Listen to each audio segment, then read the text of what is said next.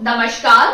आप सबका स्वागत है आपकी अपनी दक्षता टीचिंग अकेडमी में। तो ये जो वीडियो है ये है मेरी जो पहले वाली वीडियो का सेकंड पार्ट है, यानी मैंने इसमें 2021 का जो प्रीवियस ईयर पेपर है ना एचटेट मैथ्स का, उसके जो बचे हुए क्वेश्चन है वो मैंने इस वीडियो में कंप्लीट किए हैं। ओके, तो वीडियो स्टार्ट करते हैं।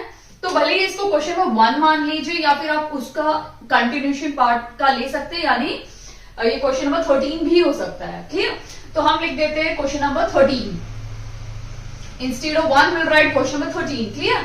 तो क्वेश्चन नंबर 13 क्या है? A water tank is 15 metre long, 10 metre wide and 3 metre deep है। क्लियर? तो ये एक वाटर टैंक है। तो हमने भी देखा है कि वाटर टैंक, आप सिर्फ स्विमिंग पूल को ऑब्जर्व करो। ठीक है, आपने अगर स्विमिंग पूल देखा हो तो किस टाइप से होता है? ये इस तरह से होता है, एक क्यूबॉइड का शेप होता है उसका। ठीक है, तो ये एक क्यूबॉइड के शेप की तरह मैंने वाटर टैंक को बना लिया, जैसे हमारा फिश टैंक होता है इस तरह से है। तो ये हमारा क्या फिगर हो गया? क्यूबॉइड हो गया। ठीक है, अब क्यूबॉइड है क्योंकि ये एक 3 डायमेंशन फिगर है, तो इसमें 3 डायमेंशन होंगे। ठीक है, 2 डायमेंशन होते हैं, तो इसका जो 2 डायमेंशन है वो क्या है? हमारा रेक्टेंगल, जिसमें सिर्फ 2 ही 2 डायमेंशन फिगर है, तो 2 ही डायमेंशन होते हैं, लेंथ एंड ब्रेड्थ। क्योंकि ये 3 डायमेंशन है, इसमें 3 होते हैं, length, breadth and height. Clear? या उसको हम डेप्थ भी बोल सकते हैं। क्लियर? तो अभी हम देख लेते हैं। इसमें लेंथ दी हुई है 15 मीटर, वाइड दी हुई है 10 मीटर एंड हमें दिया हुआ है डीप यानी डेप्थ दी हुई है 3 metre. Clear? The total cost to repair its 4 walls and bottom. ठीक है, यानी इसकी ये चारों दीवारें, ये दीवार, ये वाली, ये पीछे वाली और ये वाली, चारों दीवार और इसका बॉटम, बॉटम मतलब नीचे का ये वाला पोर्शन, इन सबको हमें रिपेयर करना है। ऑब्वियस बात है, ये एक वाटर टैंक है तो ऊपर से तो कवर करने का अलग ही चीज होगी। क्लियर? तो ऊपर का छोड़ के हमें बाकी सबको रिपेयर करना है। और रिपेयरिंग का जो कॉस्ट है वो कितना है? 24 रुपीज कितना पर स्क्वायर मीटर। इसका मतलब अगर इनका जितना भी इसका एरिया निकलेगा उस एरिया में हमें 24 इंटू करना है। क्योंकि जनरली हम जब शॉप पे जाते हैं तो हम पूछते हैं कि ये कपड़ा कितने रुपए मीटर है, तो बोलेगा कि ये तो भाई 50 रुपए मीटर है। तो आप सोचोगे चलो इसकी साड़ी बना लेती हूँ। तो जब आप उसको साड़ी बनाओगे तो ऑब्वियसली बात है, आपको 6 मीटर साड़ी बनाने के लिए 6 मीटर की जरूरत है, तो आप 6 को उस 50 से मल्टीप्लाई कर दोगे तो 30 निकल गया, यानी 300 रुपए की आपकी वो साड़ी बन जाएगी। यही करते हो ना कि 1 मीटर जितना उसने रुपए बताया, आपको जितना चाहिए उसे मल्टीप्लाई करते हो, तो जितना एरिया हमारा निकलेगा उससे आपको सिर्फ क्या करना है? 24 को मल्टीप्लाई करना है या मल्टीप्लाई करना है और आपको आंसर मिल जाएगा। क्लियर? तो इसका सॉल्व करते हैं। तो हमें क्या करना है? एरिया ऑफ क्यूबॉइड निकालना है। ठीक है, अब ये क्योंकि 3 डायमेंशन है, इस टाइप के फिगर्स का वॉल्यूम भी निकलता है। तो वॉल्यूम कब निकलता है मैं आपको बताऊंगी, और फिलहाल हमें इसका एरिया निकालना है। Clear? 2LB plus BH plus HL। ठीक है, ये हमारा क्या है? Volume, area of cuboid. ये किस किस का एरिया है? ये चारों वॉल्स का और नीचे का। क्लियर? बट हमें ऊपर का नहीं निकालना। ठीक है, तो हमें इसमें से देखो, ये जो वॉल्यूम ऑफ क्यूबॉइड है ये किसकी है? पूरे बॉक्स की है, ऊपर नीचे साइड 4 वॉल्स की, बॉटम एंड टॉप सबकी है। ठीक है, ये पूरे की है। बट हमें क्वेश्चन में बोला है कि ये ऊपर का जो हिस्सा है ना, इसका हमें कुछ भी नहीं करना है, इसको कोई रिपेयर नहीं करने की जरूरत है ही नहीं। ये ऊपर का जो हिस्सा है इसको कोई रिपेयर की जरूरत नहीं है। तो ये हमारा जो वॉल्यूम है ये तो पूरे का बताएगा, तो उसमें से हमें क्या करना पड़ेगा? माइनस करना पड़ेगा इस वाले हिस्से का एरिया। तो ये हमारा क्या हो गया? एक रेक्टेंगल हो गया। तो रेक्टेंगल का एरिया कितना होता है? लेंथ इंटू ब्रेड, तो उसको इससे माइनस कर देंगे। ठीक है, तो स्टार्ट करते हैं। वैल्यू पुट करना, 2 length 15 into 10 plus 10 into 3 plus 3 into 15 minus length and bread यानी 15 इंटू 10। अब इसे सॉल्व करते हैं तो ये क्या हो जाएगा? 2, ये हो जाएगा 150 प्लस 30 प्लस 45 माइनस 150। अब इन दोनों को, तीनों को ऐड कर लेते हैं तो 5 4 9, 10, 11, 12 और 2 इंटू 2, इसको मल्टीप्लाई करेंगे तो 5 2 जा 10, 2 2 जा 4, 5, 2 2 जा 4 और इसमें से हमें 150 को माइनस करना पड़ेगा, तो ये हमारा आ जाएगा 300। ठीक है, यानी कितना टोटल एरिया है जिसको हमें रिपेयर करना है 300, बट पर स्क्वायर, यानी अगर एक स्क्वायर मीटर का स्क्वायर मीटर का कितना रुपए लगेगा, 24 रुपए, तो 300 का कितना लगेगा 300 इंटू 24, 0 0 4 3 जा 12, 3 2 जा 6 7, यानी कितने रुपए लगेंगे 7200, यानी हमारा ऑप्शन नंबर डी इसमें राइट आंसर। मैं आपको बताना चाहती हूँ कि वॉल्यूम कब निकालते हैं। अगर इस टैंक में बोला होता कि कितना पानी डालना है हमें, ठीक है, ये एक फिश टैंक की तरह ही एक्ट कर रहा है या वाटर टैंक है। वाटर टैंक के अंदर रिपेयरिंग के बाद जब हम पानी ऐड करेंगे ना, उस टाइम पे हम क्या निकालेंगे, वॉल्यूम निकालेंगे इसका। क्लियर, कि कितना वॉल्यूम, कितना पानी इसमें आ सकता है, तो उसका वॉल्यूम निकालना पड़ेगा हमें। ठीक है, अगर इसमें पूछा होगा कि इस टैंक में कितना पानी हम डाल सकते हैं, तो आपको सबसे पहले क्या पता होना चाहिए, इसका वॉल्यूम पता होना चाहिए, तभी तो आप उसमें इतना पानी डाल सकते हो ना। तो ऐसे केस में आपको वॉल्यूम निकालना है। क्लियर, आई होप आपको समझ में आ गया है कि वॉल्यूम किस टाइम पे निकालना है, जब आप इसमें कोई लिक्विड चीजें डाल रहे हो। ठीक है, आई होप आपको अच्छे समझ में आ गया है। अब हम नेक्स्ट क्वेश्चन करते हैं। अभी हम क्वेश्चन नंबर 14 स्टार्ट करते हैं। क्वेश्चन नंबर 14 है आपका प्रॉफिट एंड लॉस से। Clear, a fruit vendor sells 2 boxes of mango. एक फ्रूट वाले ने 2 बॉक्सेस मैंगो के बेचे। ठीक है, कितने में बेचे, 750 ईच, यानी हम यहां 2 केसेस बना लेते हैं। ठीक है, पहला केस क्या है और दूसरा केस क्या है वो देख लेते हैं। 750 उसने एसपी। अब मैं आपको एक बेसिक चीजें बताना चाहती हूँ इस चैप्टर की। इस चैप्टर में एसपी क्या होता है और सीपी क्या होता है। अगर आप देखेंगे, एसपी होता है सेलिंग प्राइस, यानी जिस रेट से आप किसी चीज को बेचते हो उसे सेलिंग प्राइस बोलते हैं। ठीक है, और सीपी होता है आपका कॉस्ट प्राइस। ये भी लिख देती हूँ, एग्जाम्पल देती हूँ। मेरे पास 2 मार्कर है। ये 2 मार्कर मैंने एक शॉप से खरीदे। ठीक है, एक मार्कर 20 रुपए का है, दूसरा मार्कर भी 20 रुपए का, यानी मैंने 40 रुपए के 2 मार्कर खरीदे। ठीक है, यानी जो कॉस्ट प्राइस है वो कितना है, 40 रुपए 2 मार्कर का। ठीक है, अब मैंने इनको काफी यूज किया, बहुत यूज किया। उसके बाद मुझे मेरे एक फ्रेंड ने बोला कि अरे यार तू ऐसा कर, मैं तो बहुत दूर कहीं रहता हूं, तो मेरे लिए मार्केट को एक्सेस करना बहुत ज्यादा डिफिकल्ट है, मैं जा नहीं पाता दुकान पे लेने के लिए। तू ऐसा कर, तू तो बाद में खरीद लेना, तू मुझे ये 2 मार्कर दे दे। ठीक है, भाई अच्छा फ्रेंड होगा तो ऐसे ही दे देगा, बट फ्रेंड भी लालची है। उसने कहा कि ठीक है, तू ऐसा कर, मार्केट से 20-20 रुपए का मिला है, तू ऐसा कर, तू 30 रुपए में दोनों ले ले। ठीक है, तो उसने क्या किया, उसने कितने में सेल किया, 30 रुपए में सेल किया। यानी अभी आपका ये बड़ा है कॉस्ट प्राइस। ठीक है, 40 में आपने खरीदा, 30 में बेच दिया। यानी आप अगर 40 में ही बेचते तो ना तो आपको प्रॉफिट होता और ना ही लॉस होता। जब सीपी और एसपी दोनों बराबर होते हैं ना, तो आपको कोई प्रॉफिट या लॉस नहीं होता है।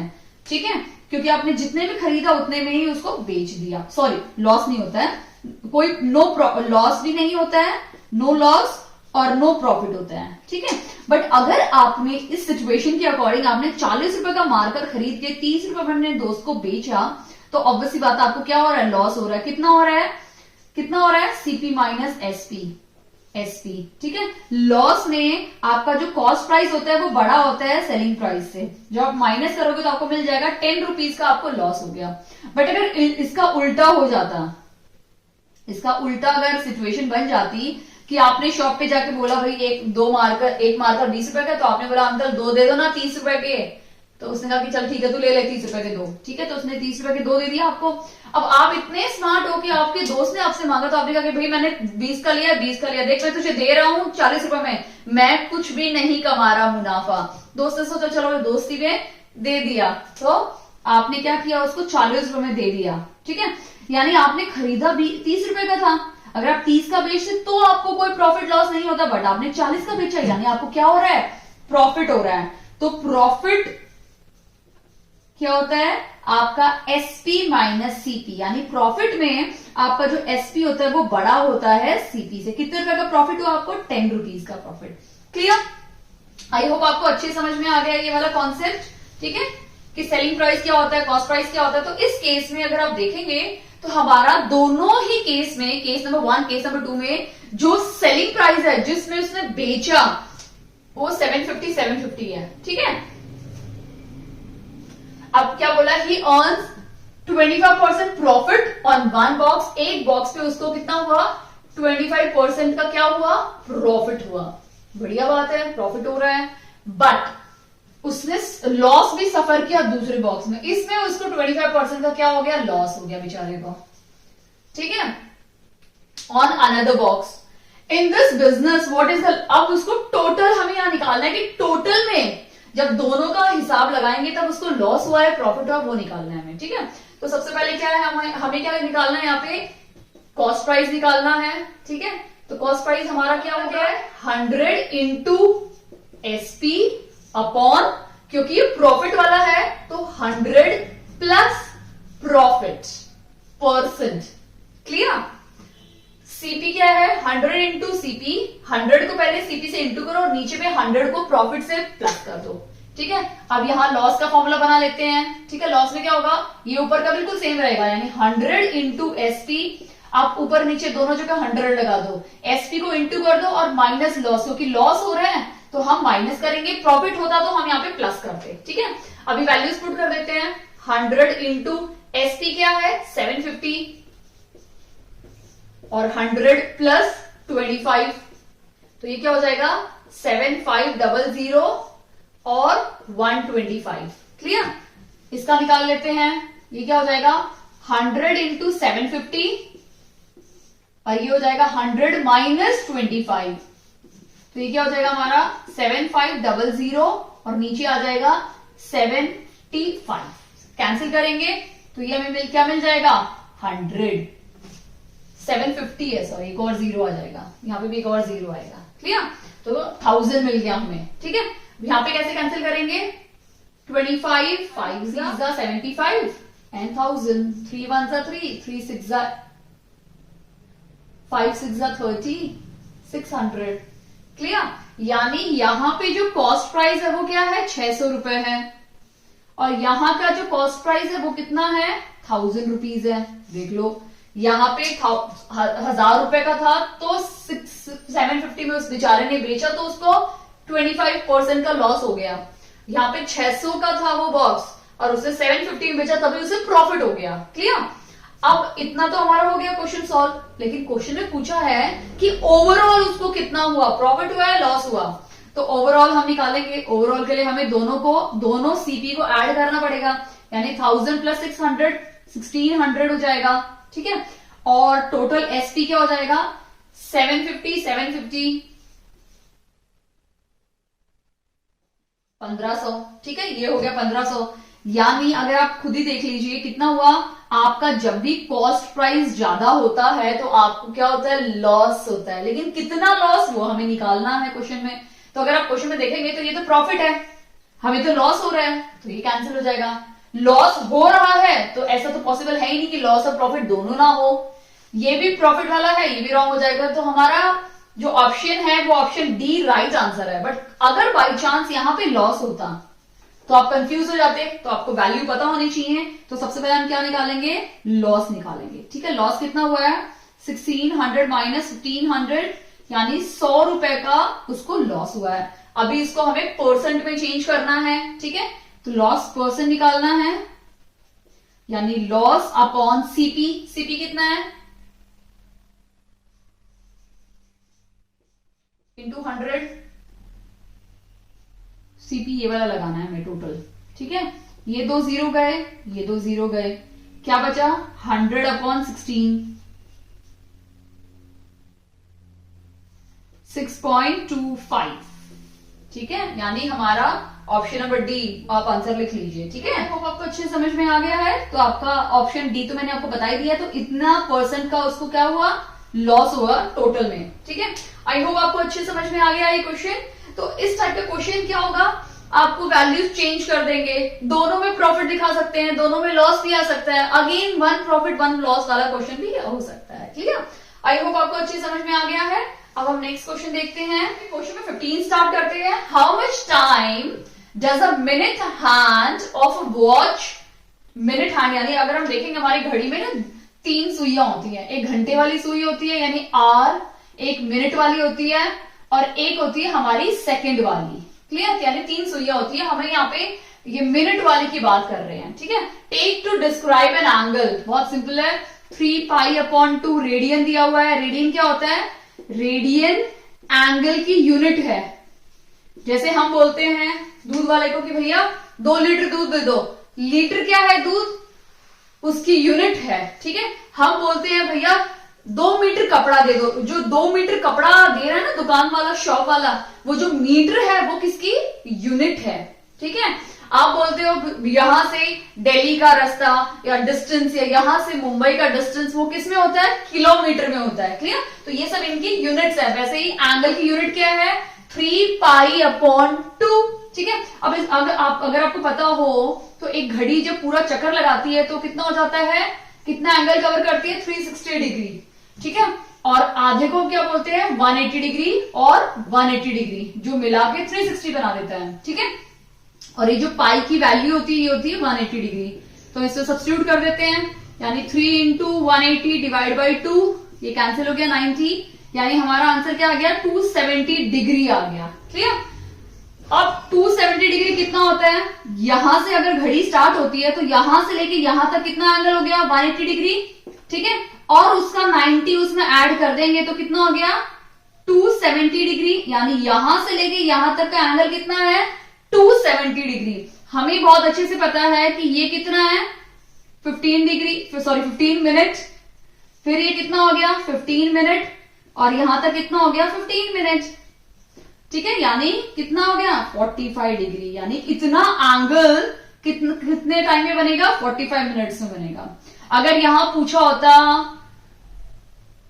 2π कितने में बनता, तो आपका आंसर क्या होना था? 60 मिनट में। अगर यहां क्वेश्चन में पूछा होता कि पाई रेडियन कितने टाइम में बनेगा, तो आपका आंसर क्या होता? 15 + 15 30 मिनट में।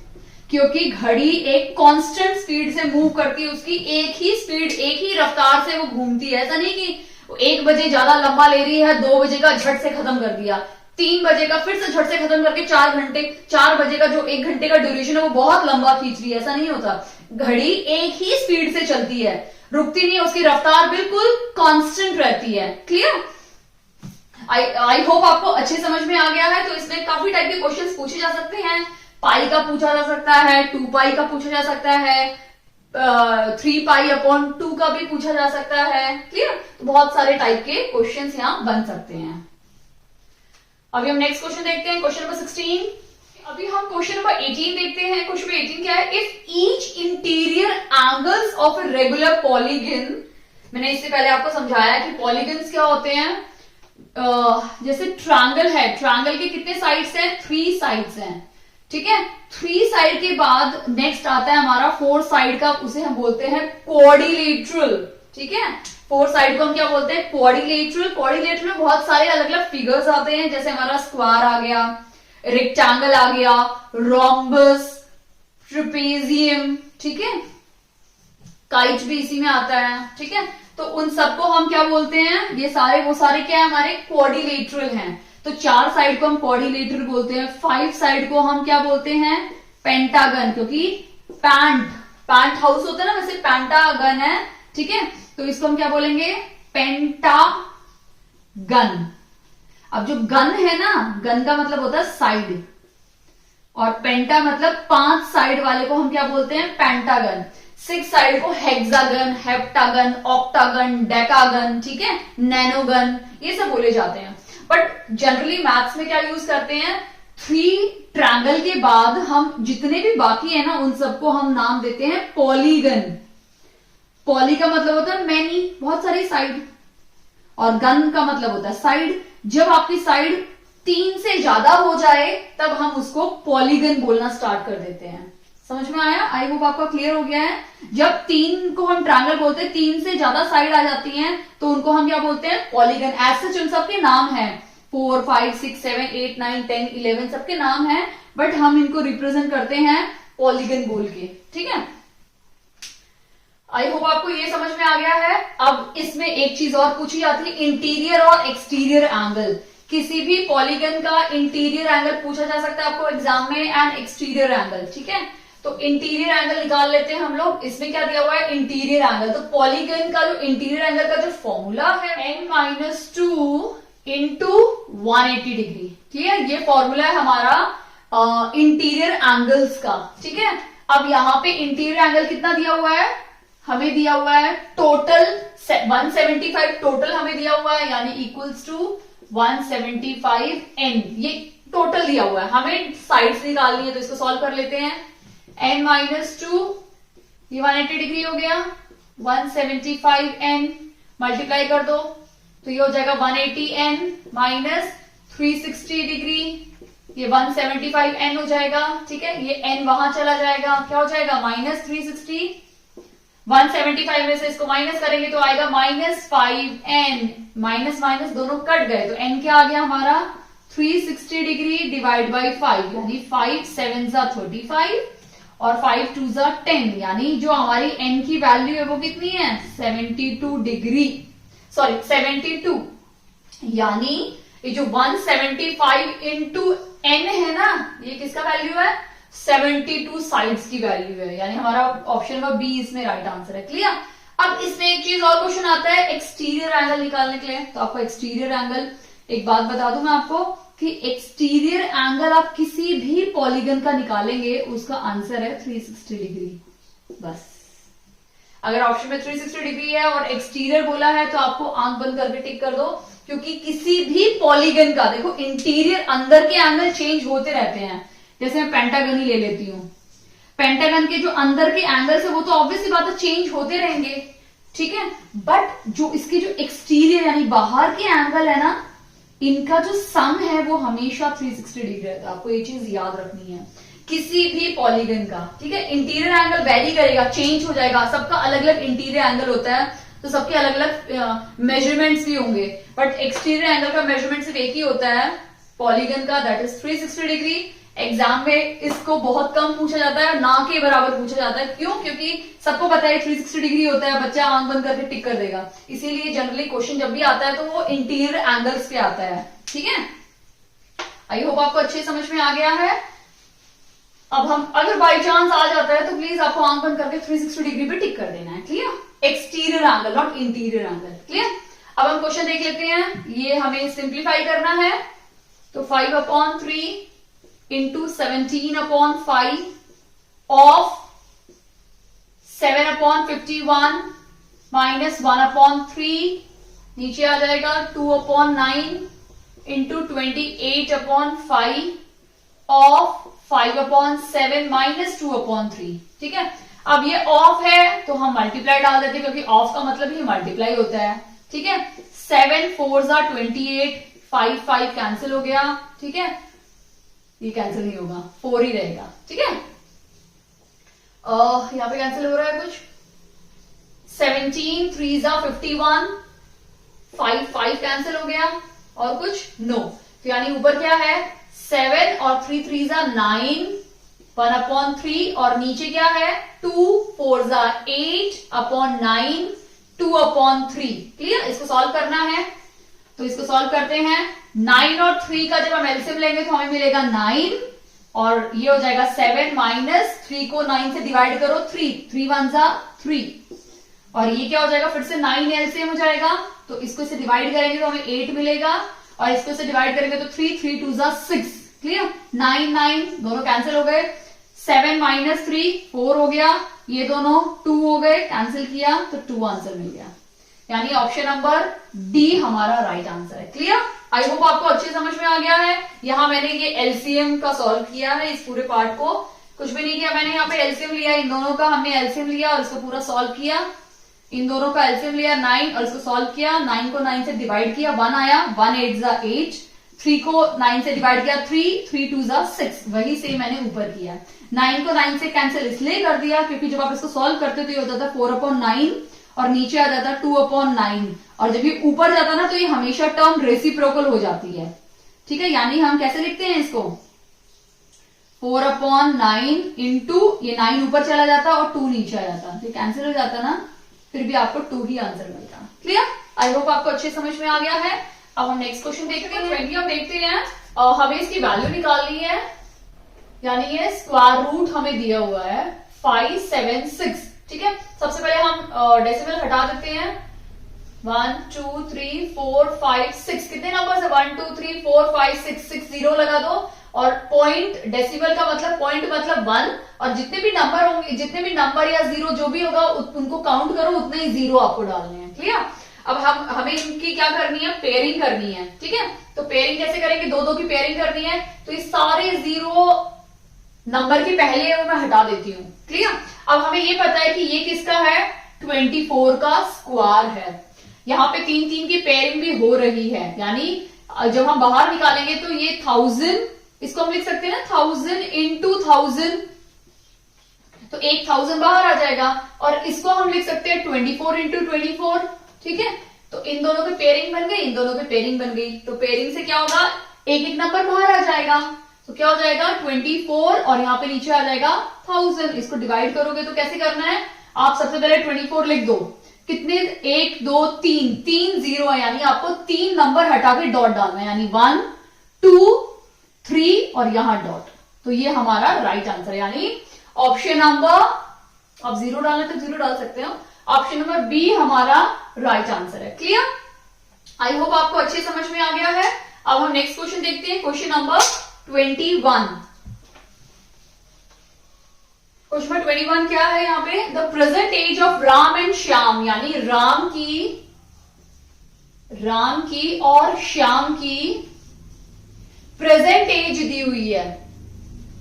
हमें प्रेजेंट एज दी हुई है 34, और इसकी कितनी है? 14 ईयर्स।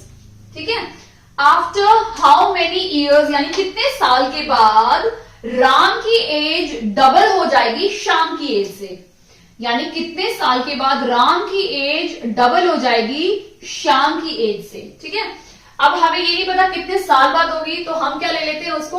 x साल बाद, यानी x साल के बाद राम की क्या एज हो जाएगी? 34 प्लस x, और श्याम की क्या एज हो जाएगी? 14 प्लस x, यानी कितने साल के बाद राम की एज डबल हो जाएगी श्याम की एज से, यानी x साल के बाद इन दोनों की ये एज हो जाएगी। अब ये दोनों वैल्यू हमें मिल रही है, वो हम इसमें सब्स्टिट्यूट कर देते हैं, इसमें डाल देते हैं। ठीक है, x 2 14 प्लस x, अब ब्रैकेट ओपन करेंगे, इसको इससे मल्टीप्लाई करेंगे, इसको इससे करेंगे, यानी 14 2 28 प्लस 2x, ये x वहां चला जाएगा तो x हो जाएगा, ये यहां आ जाएगा, तो हमारे पास क्या बचेगा? 36, यानी 6 साल के बाद, ऑप्शन क्या है हमारा? ऑप्शन सी हमारा राइट आंसर है, यानी 6 साल के बाद राम की एज कितनी हो जाएगी? राम की एज क्या है? 34 प्लस x, यानी इसमें प्लस 6 ऐड कर दोगे तो कितनी हो जाएगी? 40, तो राम की एज क्या हो जाएगी? 40 साल। श्याम की भी एज में 6 ऐड कर दो तो कितना हो जाएगा? 20, यानी 6 साल के बाद राम की एज 40 और श्याम की एज 20 साल हो जाएगी। और अगर आप देखोगे तो राम की एज क्या है? डबल है श्याम की एज से, डबल है ना। आई होप आपको अच्छे समझ में आ गया है क्वेश्चन। आपको जब भी एज के क्वेश्चन आएंगे आपको स्टेप बाय स्टेप सॉल्व करना है। क्लियर? अब हम नेक्स्ट क्वेश्चन देखते हैं, क्वेश्चन नंबर 22 देखते हैं। A student was asked to multiply a certain number, किसी भी एक नंबर को मल्टीप्लाई करने के बोला है। हमें नंबर नहीं पता तो हम ले लेते हैं let the number be x, तो नंबर क्या हमारा x हो गया। ठीक है, अब क्या बोला है? उसको मल्टीप्लाई करने के बोला है 3/8 को नंबर से मल्टीप्लाई करना है। क्लियर?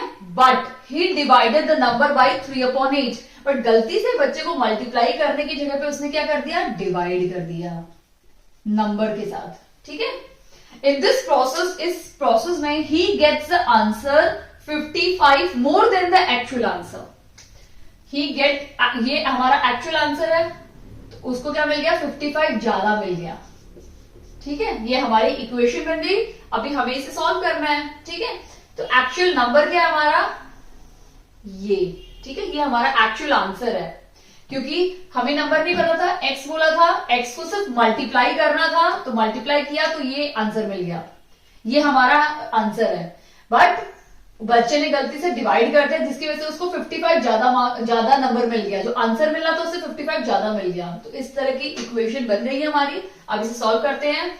3/8x plus 55। अब अगर इसको सॉल्व करेंगे तो आपको एक बता देती हूँ कि 3/8 और अगर बीच में डिवाइड का साइन है तो आपको कोई भी एक, इसको हम नीचे 1 भी लिख सकते हैं, कोई भी एक फ्रैक्शन को अगर आप रेसिप्रोकल या उल्टा कर दोगे तो हमारा ये डिवाइड मल्टीप्लाई में चेंज हो जाएगा। तो अगर सपोज मैं 3/8 को लिख दूं 8/3, ये मैंने रेसिप्रोकल कर दिया, तो ये डिवाइड किस में चेंज हो जाएगा? मल्टीप्लाई में। ठीक है, आई होप आपको अच्छे समझ में आ गया है। तो हमारा क्या हो जाएगा? ये 8/3 इंटू एक्स, क्लियर,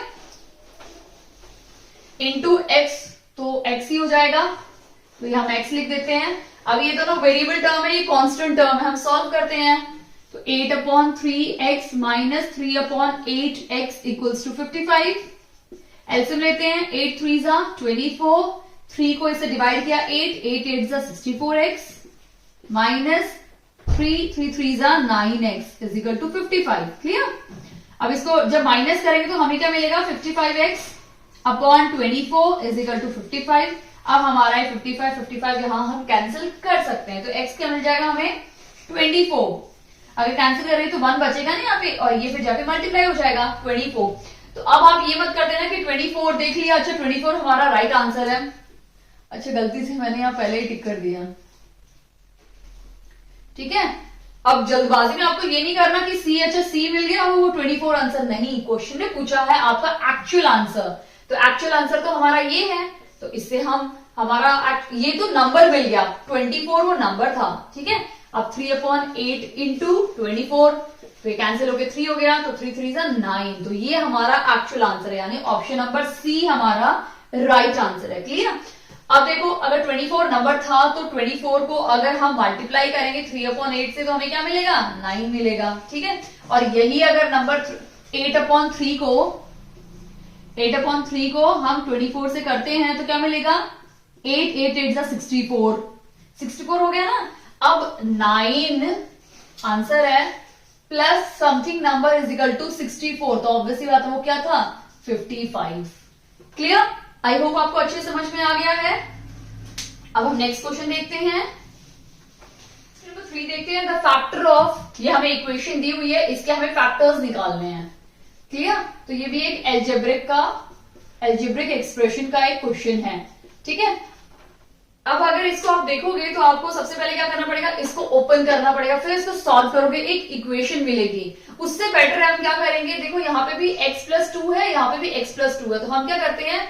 इसको y ले लेते हैं। ठीक है, तो ये y स्क्वायर हो जाएगा और ये क्या हो जाएगा? y हो जाएगा। क्लियर। तो हमारी जो इक्वेशन है वो काफी स्मॉल, छोटी सी बन जाएगी। क्लियर, यानी 3y² प्लस 5y प्लस 2। तो इससे हमें y की वैल्यू निकालनी है और फिर इससे उस y की वैल्यू से हमें x की वैल्यू निकालनी है। क्लियर।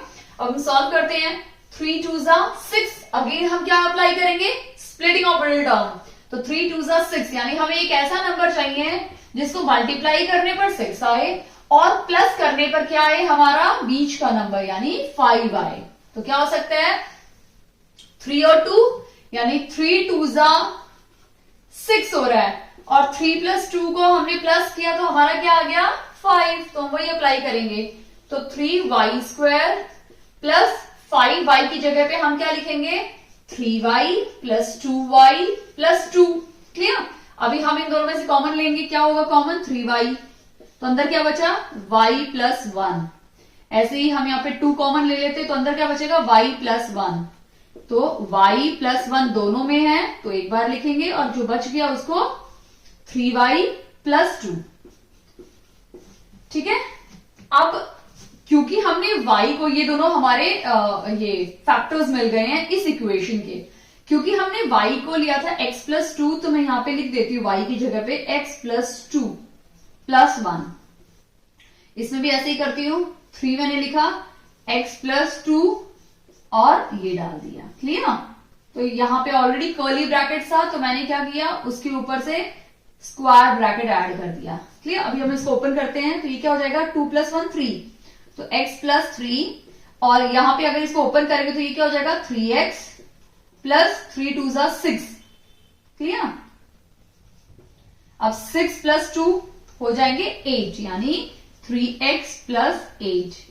क्लियर? ये हमारे फैक्टर्स हैं इस इक्वेशन के। क्लियर? और ये दोनों फैक्टर्स हैं हमारे इस इक्वेशन के। क्लियर? आई होप आपको अच्छे समझ में आ गया। तो हमारा ऑप्शन कौन सा है? x प्लस 3, 3x प्लस 8, यानी ऑप्शन नंबर बी इसका राइट आंसर है। क्लियर? अब हम नेक्स्ट क्वेश्चन देखते हैं 24 भी अगर आप देखोगे तो फिर से एक स्टैटिस्टिक का है, जिसमें हमें क्या निकालना है? मीडियन निकालना है। नाम से ही पता चल रहा है मीडियन। मीडियन यानी देखो, मीडियन यानी मिड पॉइंट, बीच का नंबर। ठीक है, तो हम पहले पूरी सीरीज लिख लेते हैं 25। चलो हम सीरीज नहीं लिखेंगे, एज इट इज हम क्या करेंगे, इसको असेंडिंग या डिसेंडिंग ऑर्डर में अरेंज कर देते हैं। क्लियर? तो सबसे पहले हम क्या करते हैं, असेंडिंग ऑर्डर में अरेंज कर देते हैं। 25 है, उसके बाद 23 सबसे छोटा है, 22 सबसे छोटा है और 20। तो सबसे छोटा कौन सा है? 20। फिर क्या है? 22। फिर क्या है? 23। 23 क्या 24 है? नहीं है, 25 है सीधा। ठीक है, जो कैंसिल होते जा रहे हैं मैं यहां पे कैंसिल कर रही हूं।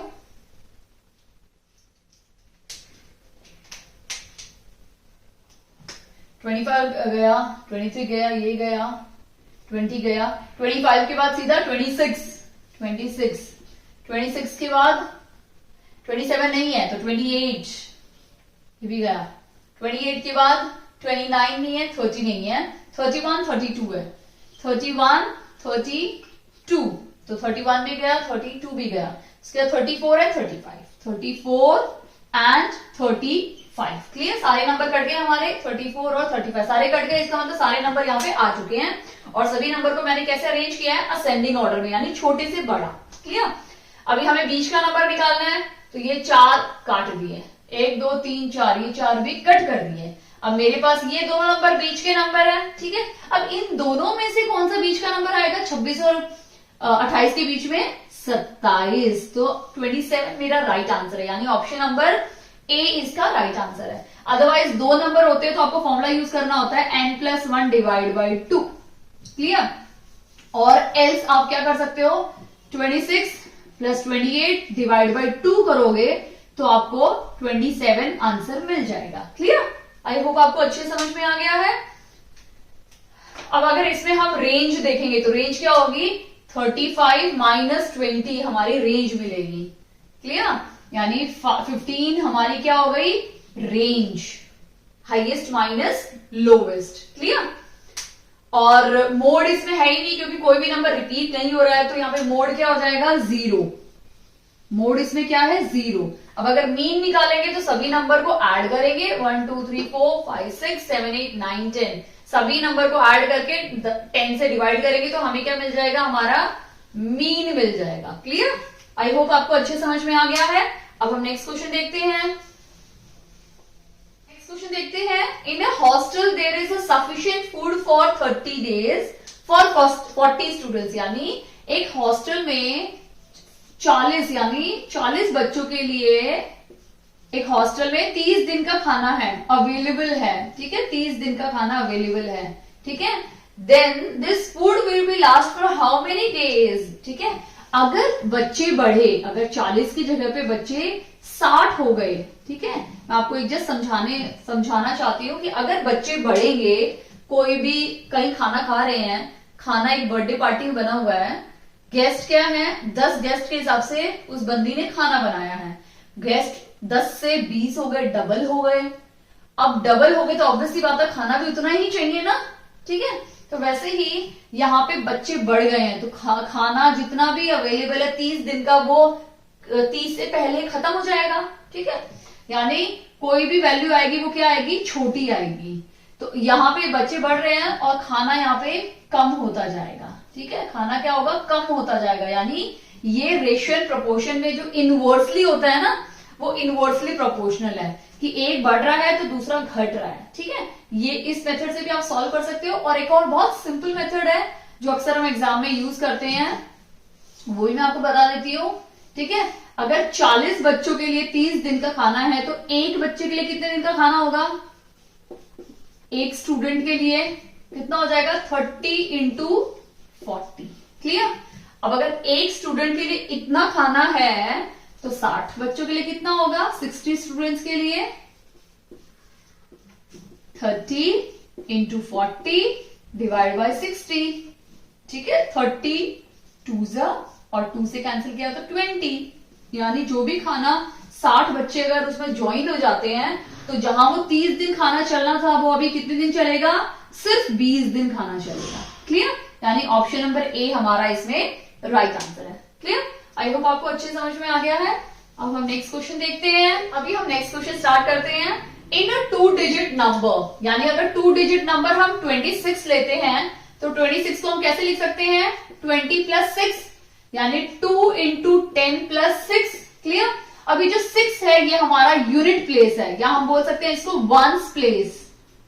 ठीक है, वंस प्लेस। और ये जो 2 है ये हमारी है tens place. Clear. I hope आपको अच्छे समझ में आ गया ये पार्ट। अब हमें वो नंबर बनाना है, तो नंबर को कैसे लिखेंगे, 10x प्लस वाई, ये हमारा नंबर है। ठीक है, पहला नंबर। ठीक है, क्वेश्चन में क्या बोला हुआ है, इन अ 2 digit number the unit place, यानी यूनिट प्लेस y है, ये हमारी यहाँ यूनिट प्लेस है, ये हमारी यहाँ टेंस प्लेस है। तो यूनिट प्लेस यानी y ट्वाइस है टेंस प्लेस की, यानी 2x है, यानी y की जो वैल्यू है वो क्या है, 2x है। क्लियर। ये हमारा नंबर है। अब हम यहाँ पे वैल्यू पुट कर देते हैं, यानी 10x और y की जगह पे मैं क्या लिख दूंगी, 2x, तो मेरा ये क्या हो गया 12x। क्लियर। अब क्या बोला है, if 27 is added to the number, अगर इस नंबर में 27 में ऐड कर दूं तो क्या होगा, the digit interchange it's places. अगर मैं इस 26 में 27 ऐड कर दूं, ठीक है, तो क्वेश्चन में बोला है कि ये जो डिजिट है ना 26, ये क्या हो जाएगी 62 में चेंज हो जाएगा, यानी 6 जो वंस है वो टेंस बन जाएगा और 2 जो टेंस है वो वंस बन जाएगा। क्लियर। यानी जो न्यू नंबर होगा हमारा, न्यू नंबर क्या हो जाएगा, जो 10x है ये y यहां आ जाएगा, x वहां चला जाएगा, यानी 10y प्लस x हो जाएगा। इस तरह से इंटरचेंज, अदला बदली हो जाएगी नंबर्स की, डिजिट्स की, सॉरी। तो x की y की वैल्यू क्या है 2x, तो मैं यहां पे 2x लिख देती हूं, प्लस x, तो ये क्या हो जाएगा 20 प्लस 1 21x। क्लियर। अब मुझे क्या करना है, इक्वल्स टू 21x, ये मुझे इक्वेशन मिल गई है। यानी ओरिजिनल नंबर में जो मैं 27 ऐड करूंगी तो मेरे नंबर जो न्यू मिलेगा उसकी जो डिजिट्स होंगी ना वो इंटरचेंज हो जाएंगे, यानी 2 क्या बन जाएगा, सॉरी 2 जो यहाँ टेंस पे था वो वंस पे चला जाएगा और यहाँ जो टेंस पे है वो वहां जाके वंस पे चला जाएगा। क्लियर। अब इसको सॉल्व करते हैं इस इक्वेशन को, तो मैं ये सारी पहले वाली इक्वेशंस इरेज कर देती हूं, यानी 12 को हम उस साइड ले जाते हैं। ठीक है, यानी 21x माइनस 12x। क्लियर। इसको माइनस करेंगे तो क्या हमें मिलेगा,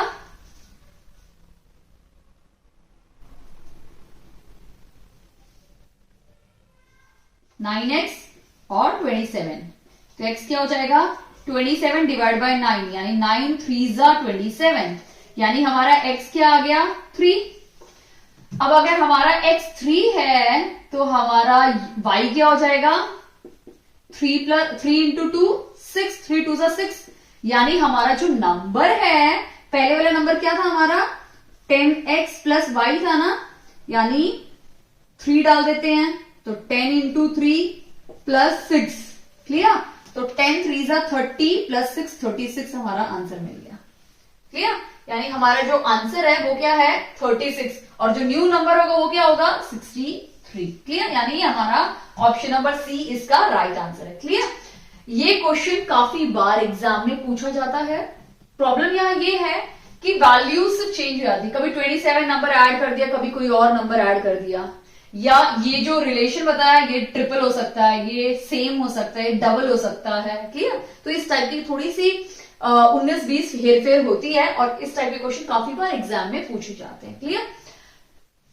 तो इस क्वेश्चन से मैंने 2021 का जो एच टार्ट पेपर मैथ्स का आया था वो मैंने 2 पार्ट्स में इसको कंप्लीट कर दिया है। बट स्टिल अगर आपको कोई डाउट है तो आप मुझे कमेंट सेक्शन में कमेंट करके बता सकते हैं। और मैंने कल एक ऑनलाइन सेशन रखा है जिसमें मैं काफी आपके डाउट्स क्लियर करूंगी। आपके जो भी डाउट्स है आप मुझसे पूछ सकते हैं। टाइमिंग हम तभी डिसाइड करेंगे जब आप मुझे पोल में आंसर देंगे। मैंने यस और नो पूछा है, अगर जो मेजोरिटी होगी मैं उस पर जाऊंगी। अगर मेजोरिटी यस होगी तो फिर मैं टाइम के लिए डिस्कस करेंगे कि किस टाइम पे हमें आना चाहिए ऑनलाइन। बट अगर मेजोरिटी नो हुई तो मैं इस तरह से रिकॉर्डेड वीडियो चैनल पे डाल दूंगी कल। आई होप आप इन वीडियो को देखकर अपनी अच्छे से तैयारी कर रहे हैं स्टार्ट की। लास्ट वीक में मैं कोशिश करूंगी कि आपको कुछ शॉर्ट ट्रिक्स दूं, इंपॉर्टेंट क्वेश्चंस बताऊं। ये चीजें आप एग्जाम में पढ़ के ही जानी चाहिए मैथ्स और रीजनिंग में, ताकि आपका एचटाट क्लियर करने में काफी मदद मिले, आपकी एचटाट क्लियर भी हो जाए। क्लियर? अगर आपको वीडियो अच्छी लगी हो तो प्लीज इस वीडियो को लाइक कीजिए। चैनल पे नए हैं तो प्लीज चैनल को सब्सक्राइब कीजिए। Dakshita teaching academy. Thank you so much.